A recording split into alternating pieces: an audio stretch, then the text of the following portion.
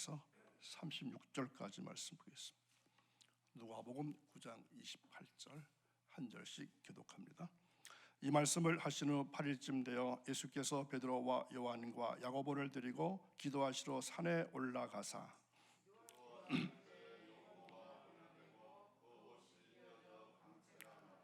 문득 두 사람이 예수와 함께 말하니 이는 모세와 엘리야라.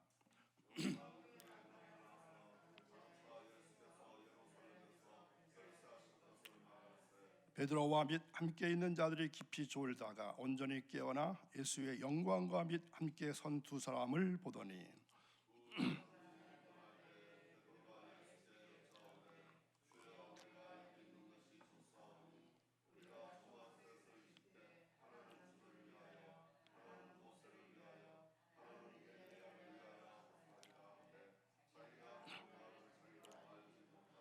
이 말 할 즈음에 구름이 와서 그들을 덮는지라. 구름 속으로 들어갈 때에 그들이 무서워하더니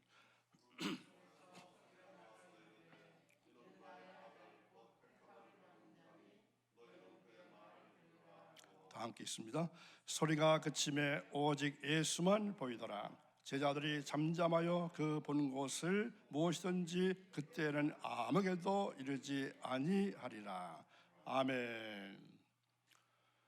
이번 한 주간은 수련회도 있고 공사도 있고 해서 이 부교육자님들이 좀 쉼이 필요해서 제가 자원해서 주일 새벽까지 인도하게 됩니다. 참고하시기 바랍니다. 7월 마지막 날입니다. 오늘도 주님 거룩한 전에 올라오신 여러분들의 삶 가운데 하나님이 함께 하시는 복된 사람들 되기를 간절히 바랍니다. 오늘 말씀의 제목은 끝절에 읽은 36절에 있는 오직 예수만 보이더라, 이러한 제목으로 주신 말씀 생각해 보겠습니다. 오늘 말씀을 준비하면서 제가 잠시 동안 지난 날을 생각해 봤습니다. 이 강단의 선지가 얼마나 될까? 얼마쯤 될 것 같습니까? 35년 됐거든요. 주일만 따져보니까 1820번이더라고요. 그리고 수요일이나 오후 예배, 그전에는 금요 기도도 있었으니까 강단의 횟수를 따져보니까 5,000번이 넘더라고요. 그런데 늘 그렇지만 이 거룩한 강단에 설 때마다 저는 두렵고 떨립니다. 그런데 오늘 말씀은 더욱더 큰 두려움과 떨림이 있습니다. 왜냐하면 오늘 우리는 주님의 변화산 사건을 볼 것이기 때문입니다. 주님께서 원래 가지셨던 영광을 드러내 보이셨던 장면입니다. 그야말로 어마어마한 장면입니다.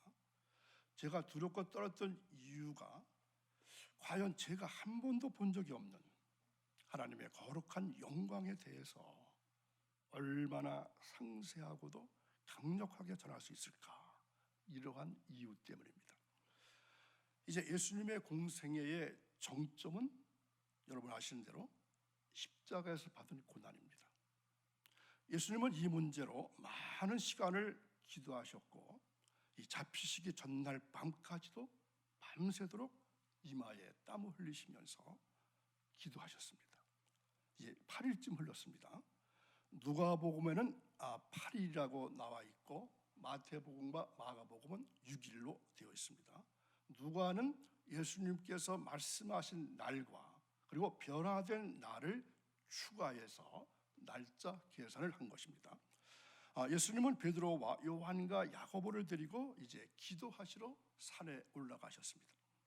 예수님은 특별히 이 사람들을 데리고 다니실 때가 있었죠. 언제라고 생각되시나요? 근래 말씀 들은 것 중에서 회당장 야이로의 죽은 딸을 살리실 때, 또 겟세마네 동산에서 기도하실 때 이들을 데리고 가셨습니다. 기도하러 산에 올라가셨는데 갈릴리 근방의 한 산이었을 것입니다. 이 전통적으로 유대인의 법에 따르면 어떤 일을 확증하기 위해서 두세 사람의 증인이 요구되었습니다. 예수님께서 변화되신 사건의 증인은 그래서 완벽하게 채워진 것입니다.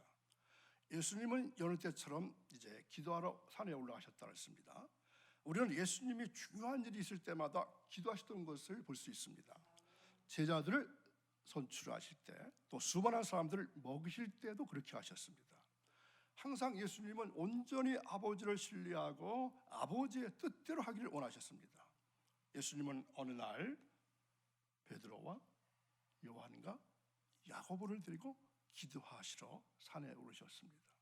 예수님이 기도하실 때에 그 용모가 영광의 광채로 변모되었다고 했습니다. 그때 문득 모세와 엘리야가 영광으로 나타나서 예수님과 대화를 나누시는데, 그 대화의 내용이 주님께서 예루살렘에 올라가셔서 이 별세하실 일에 대한 것이었다고 밝히고 있습니다. 가이사랴 빌립보 노상에서 순한 예고와 더불어서 참 제자의 길을 교훈하신 예수님은 결론적으로 여기 섰는 사람 중에 죽기 전에 하나님의 나라를 볼 자들도 있느니라, 이렇게 말씀하셨습니다. 어제 말씀 나눈 끝절이죠. 이 말씀을 과연 얼마 후에 예수님의 세 제자인 베드로, 요한, 야고보들이 변화사상에서 주님의 영광을 직접 목격한 사실로서 성취되었던 것입니다. 참으로 변화산 사건은 장차 주님의 주로 오실 예수님의 영광스러운 모습을 미리 보여준 이 예표적 사건으로서 비록 일시적이지만 하나님의 나라가 권능으로 임한 사건입니다. 변화사건이라는 산은 팔레스타인 북방에 높이 치솟아 있는 최고의 산인데 높이가 2815m입니다. 그래서 아마 헤르몬 산이다, 이렇게 많은 학자들이 추정하고 있습니다. 확실한 것은 분명한 것을 모르고 추정하는 것입니다. 이 산은 레바논과 시리아 국경지대에 위치해 있습니다. 백두산이 몇 미터죠? 2700m니까 백두산보다도 조금 더 높은 그러한 산입니다. 그래서 이 산에는 눈이 항상 있습니다. 여기서 스키도 탈 수 있습니다. 제가 미국 LA에 있을 때 이 애리조나주에 있는 이 그랜드 캐년에 가봤습니다. 12시간 운전을 해야 도착할 수 있는 그런 거리입니다. 1시간의 시차가 납니다. LA와 거기는. 그래서 LA에 비해서 훨씬 춥습니다. 이 그랜드 캐년에 도착한 순간 그러한 수고가 전혀 아깝지 않을 정도로, 정말로 말로 표현할 수 없을 정도의 멋진 광경이었습니다. 이 콜로라도 강에 의해서 깎인 계곡의 길이가 1600m 정도, 그리고 계곡의 폭은 넓은 곳이 30km나 됩니다. 이 계곡이 유명한 이유는 엄청난 규모와 아름다움이기도 하지만 지리학적으로 이 지구의 역사를 알려주는 장소이기 때문에 유명하고 또한 많은 사람들이 찾아오는 것입니다. 이 가보신 분들은 아시겠지만 그 광경을 잊지 못하실 것입니다. 또 못 가보신 분들은 이 사진이나 설명을 통해서 그 광경이 어느 정도인지 짐작은 가시겠지만 두 눈으로 목격한 경험과는 비교할 수 없을 것입니다. 바로 그것이 저의 두려움입니다. 제가 이 시간에 간절히 기도하는 것은 성령의 영감으로 쓰인 성경을 통해서, 이 성령의 능력을 통해서 그리스도의 영광을 우리가 경험하게 되었으면 참 좋겠습니다. 예수님이 산에 오르시기 전에 제자들과의 대화에서 자기의 참 생명을 찾는 일에 대한 말씀을 들려주면서 이런 말씀하셨습니다. 누구든지 나와 내 말을 부끄러워하면 인자도 자기와 아버지와 거룩한 천사들의 영광으로 올 때에 그 사람을 부끄러워하더라. 기억나시나요? 어제 나눈 말씀인데요. 그러면서 내가 참으로 너에게 이르노니 여기 섰는 사람 중에 죽기 전에 하나님의 나라를 볼 자들도 있느니라, 이렇게 말씀하셨습니다. 그런데 여기서 끝에 나온 27절 말씀에 대한 해석이 구구합니다. 여기 섰는 사람 중에 죽기 전에 이렇게 말씀하신 것은 그곳에 있었던 주님의 제자들을 가리킨 말입니다. 그런데 지금 그 제자들이 다 죽었지 않습니까? 그런데 아직까지도 예수님은 영광 중에 나타나지 않고 있습니다. 그러므로 우리는 이 말씀을 주님의 실질적인 재림이 아니라 다른 각도로 해석해야 한다는 것입니다. 이런 예수님의 말씀은 오순절에 성령께서 임하심으로 해서 성취된 것으로 보아야 합니다. 예수님은 부활하신 후에 하늘로 승천하셨고 오순절에 성령을 보내셨습니다. 이 같은 성령님의 보내심은 예수님께서 친히 우리에게 다시 오시겠다 하신 약속의 이행이 되십니다. 자, 요한복음 14장 말씀을 찾아보겠습니다. 18절 19절 내가 너희를 고아와 같이 버려두지 아니하고 너희에게로 오리라. 조금 있으면 세상은 다시 나를 보지 못할 것이로되 너희는 나를 보리니 이는 내가 살아있고 너희도 살아있겠습니다. 아멘. 예수님은 오순절을 기점으로 해서 무엇을 하셨을까요? 예수님의 교회를 이 땅에 세우셨습니다. 예수님은 이 같은 사실에 대해서 너희가 본다고 하신 것으로 보아서 너희 중에 죽기 전에 하나님 나라를 볼 자들도 있다 이렇게 하신 말씀이 바로 예수님의 성령 강림으로 이루어졌다고 할 것입니다. 예수님 곁에는 12명의 제자가 항상 그림자처럼 따라다녔지만 예수님은 그 중에서도 특히 세 제자를 더 가까이 하셨습니다. 누구죠? 베드로, 요한, 야고보입니다. 자, 이들은 주님의 기도를 돕는 기도의 동반자들이었습니다. 이 반모섬에서의 사도 요한의 깊은 기도를 볼 때 이들 세 제자들은 주님 곁에서 주님의 기도를 도와드릴 수 있는 기도의 사람들이었을 것이다 이렇게 볼 수 있습니다. 비록 그들이 이산에서나 겟세마네 동산에서 기도하다가 졸기도 했고 자기도 했지만 그래도 그들은 12명의 제자들 중에서는 으뜸으로 손꼽을 만한 제자였습니다. 또한 이들은 다른 제자들에 비해서 담대한 사람들이었습니다. 나중에 베드로는 유약한 계집종들 앞에서 주님의 이름을 3번씩이나 부인하긴 했지만 그래도 예수님께서 결박당하여 끌려가신 대제사장의 집들까지 들어갔습니다. 그리고 요한은 끝까지 예수님의 이 재판 과정을 지켜보았습니다. 이러한 사실로 볼 때 그들은 그래도 담대한 믿음을 보여주었다고 할 수 있습니다. 더군다나 야고보는 최초의 순교자입니다. 복음을 위해서 피 흘린 사도, 첫 번째로 순교한 사도가 야고보입니다. 이들 3명의 제자들과 함께 산에 오르신 예수님은 그 용모가 변화되셨다 이렇게 했습니다. 이 변화는 어떤 것일까요? 변형입니다. 일반적으로 변화란 뜻과는 조금 다릅니다. 이 변형은 다른 곳으로부터 영향을 받아서 이루어진 변화가 아니라 스스로 가지고 계시는 자기 모습의 영광을 그때 나타나신 것입니다. 엘리야의 영광의 모습은 살아서 영광의 몸으로 변화받아서 종말 성도들의 모습을 보여줍니다. 고린도전서 15장 51절을 보겠습니다. 보라, 내가 너희에게 비밀을 말하노니 우리가 순식간에 호련히 다 변화되리니. 이 장면 멋질까요? 얼마나 멋질까요? 마지막 나팔에 순식간에 호련히 다 변화될 것이다. 자, 엘리야는 여러분 아시는 대로 죽음을 거치지 않고 하늘에 올라간 사람입니다. 그의 하늘에 올라가 있는 모습이 영광의 모습으로 변화되어 있음을 보여주고 있습니다. 예수님이 영광의 몸으로 변하신 이유는 하나님의 특별한 사명을 띠고 주님을 찾아온 모세와 엘리야와의 상면을 위해서 변화되신 것입니다. 영광의 모습으로 주님을 찾아온 그들과 대면하시기 위해서는 예수님도 영광의 모습으로 변형되어야 하셨기 때문입니다.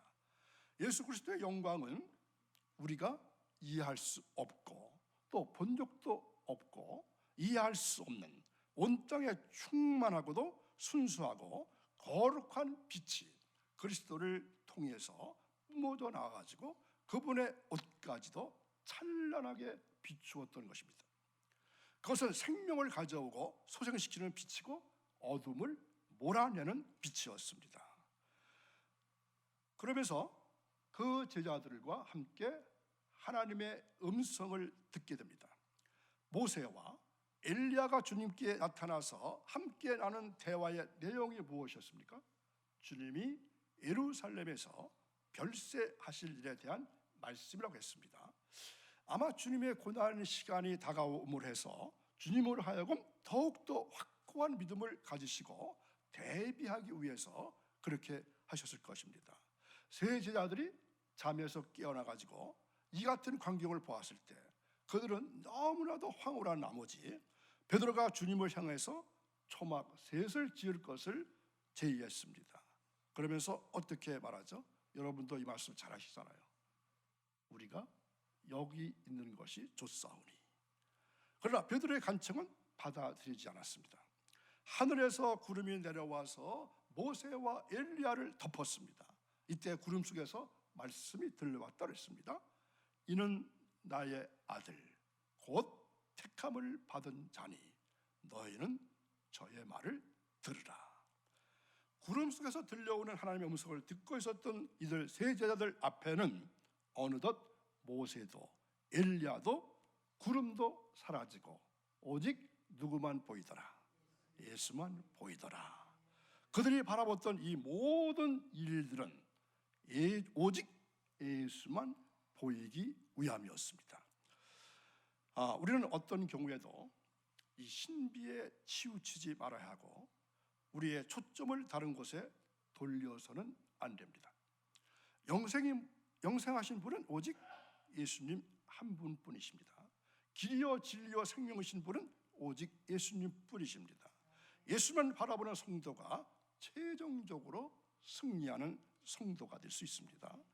변화산에서 그 용모가 영광스럽게 변형되신 예수님께서 이 구약의 위대한 두 인물인 모세와 엘리야와 더불어 만나는 모습을 보고 감격과 기쁨에 넘친 베드로는 그곳에 초막셋을 짓고 계속 머무르자 이렇게 청원했습니다.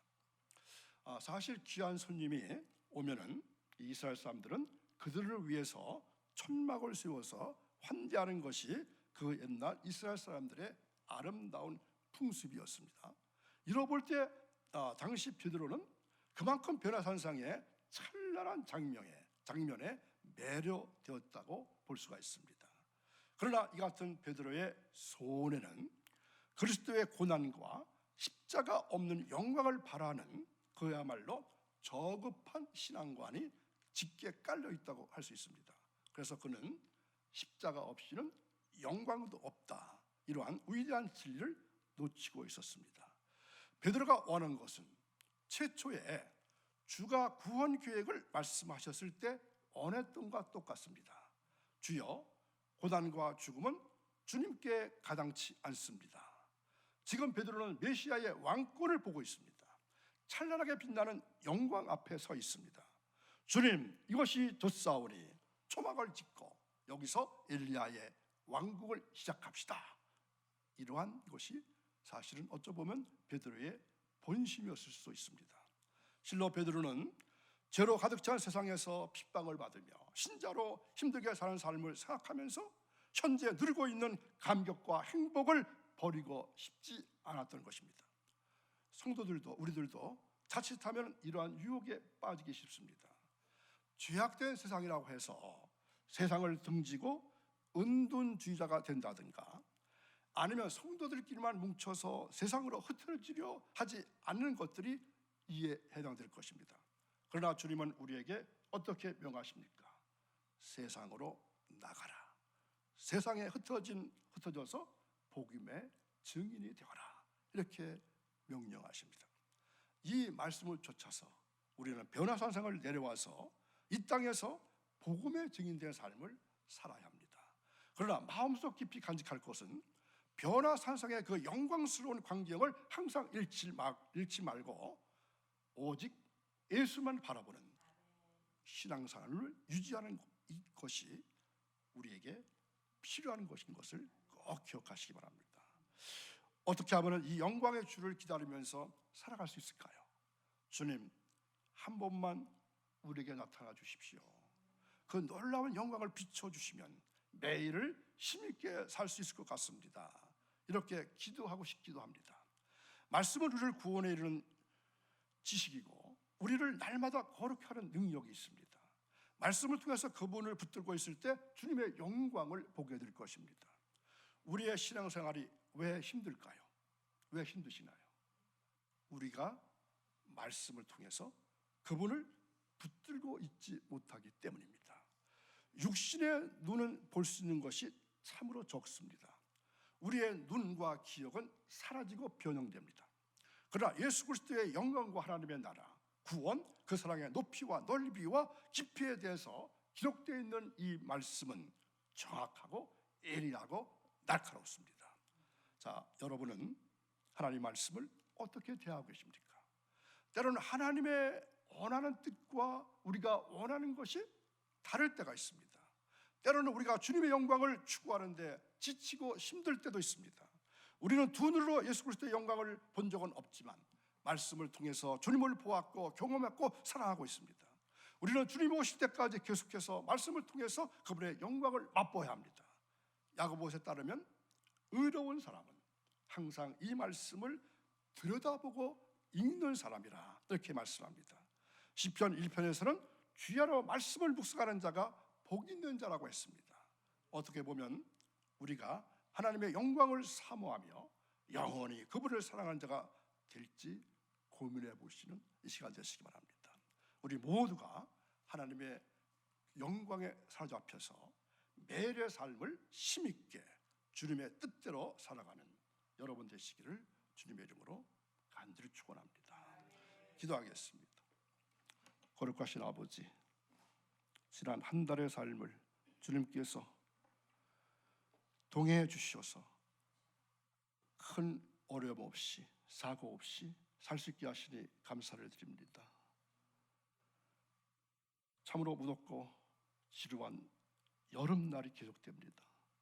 이때에 저희들 신앙이 나태할까 두렵습니다. 저에게 다시금 힘을 주시고 용기를 주시고 말씀을 더하여 주옵소서. 하나님, 감사한 것은 새벽에 나와서 하나님께 부르짖으며 감사기도하며 도구하며 중보기도하며 기도하는 주님의 귀한 백성들을 기억해 주시니 감사합니다. 저들의 기도를 기억하시고 응답해 주옵소서. 특별히 종이 간구합니다. 하나님, 저들에게 재물 얻을 등을 더해 주시기를 원합니다. 그래서 가정 경제가 살아나게 하시고 국가 경제도 우리들 때문에, 예수 믿는 우리들 때문에, 기도하는 우리들 때문에 점점점 나아질 수 있도록 도와주시기를 원합니다. 그래서 하나님의 귀한 일을 더 많이 할 수 있도록 도와주시고 또한 가정에도 큰 어려움 없도록 도와주시기를 원합니다. 하나님은 하나님의 최고의 사랑으로, 최대의 은총으로, 최선의 뜻으로 우리를 가장 좋은 곳으로 인도하실 것을 믿기에 감사를 드립니다. 하나님, 이 시간도 이 하루도 우리와 동행해 주옵소서. 예수님의 이름으로 기도하옵나이다. 아멘.